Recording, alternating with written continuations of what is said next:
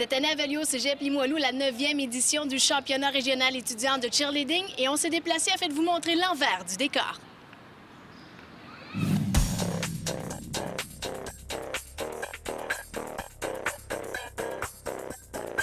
Même si les athlètes travaillent fort sur le terrain pour donner le meilleur de leur performance, il n'en reste que ce sont les juges qui auront toujours le dernier mot.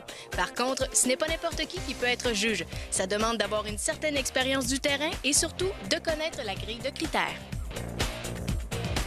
Ça doit faire au moins 4 ans que je suis juge présentement, là. Oui. Il faut passer par quoi pour être juge? C'est sûr qu'au début, j'étais athlète, j'étais entraîneur. Je suis encore entraîneur, mais il faut passer aussi des formations de juge pour pouvoir juger des compétitions de ce genre de niveau. Puis qu'est-ce qui est important quand vous notez une compétition? L'important, c'est vraiment de se fier à la grille qui nous est donnée pour évaluer les jeunes, soit ça s'appelle Cheer Canada. C'est vraiment des notes qui sont attribuées par rapport à ce qu'ils font dans leur niveau.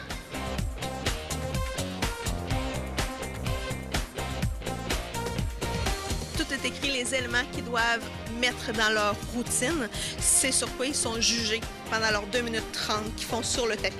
Donc, tous les éléments qu'ils doivent faire doivent être indiqués, sont indiqués sur cette feuille-là, c'est ça qui doit être se retrouver dans leur mouvement, finalement. Est-ce qu'ils peuvent dépasser? Ont-ils le droit de dépasser leurs 2 minutes 30? Ils ne peuvent pas, autant que possible, ils ne doivent pas dépasser plus que 5 secondes parce qu'il y a des points qui sont déduits. Mais si c'est en bas du 2 minutes 30, le temps n'est pas limité en bas du 2 minutes 30. Donc, ils peuvent faire 2 minutes, mais le maximum est vraiment de 2 minutes 30 secondes.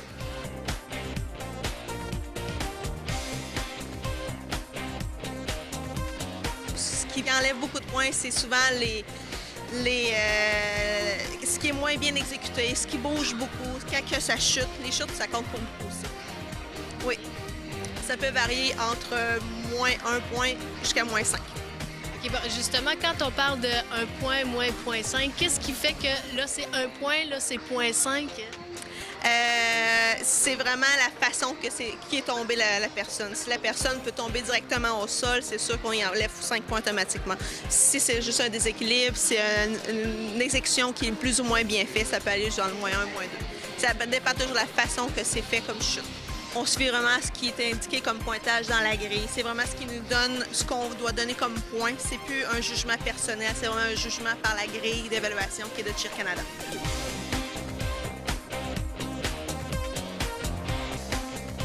Est-ce que chaque juge a sa spécificité? Oui, nous avons des juges en danse, nous avons des juges en gymnastique et saut, nous avons des juges au niveau de la pénalité, nous avons des juges sur des stuns, pyramides et projections. Vous êtes vraiment des juges qui sont indépendants des écoles? On doit absolument être impartial par rapport à toutes les équipes.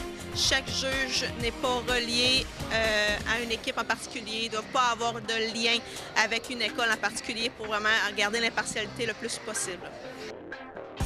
Également, comme tout sport comporte ses risques de blessures, pour éviter les pires, nos athlètes peuvent faire confiance aux attrapeurs externes qui sont toujours près d'eux pendant les chorégraphies et qui ont l'expérience du terrain. Moi, j'ai 10 ans d'expérience en tant que cheerleader et 6 ans d'expérience en tant qu'entraîneur.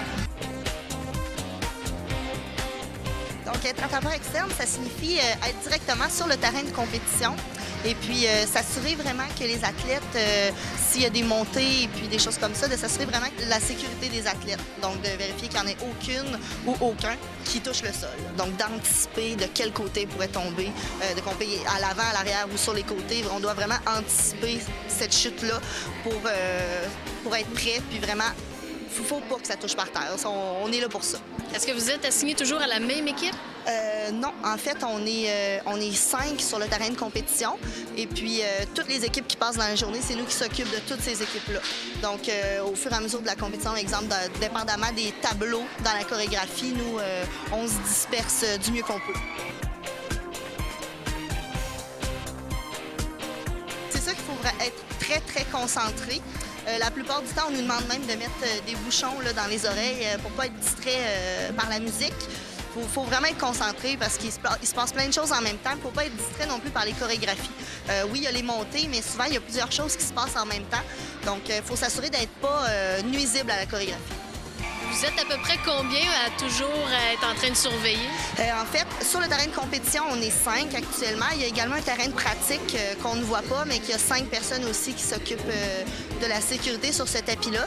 Et puis, ça dépend des compétitions. Il y a des compétitions qu'on peut être jusqu'à 8 sur le terrain de compétition. Plus on est jeune, on essaie d'être plus sur le terrain.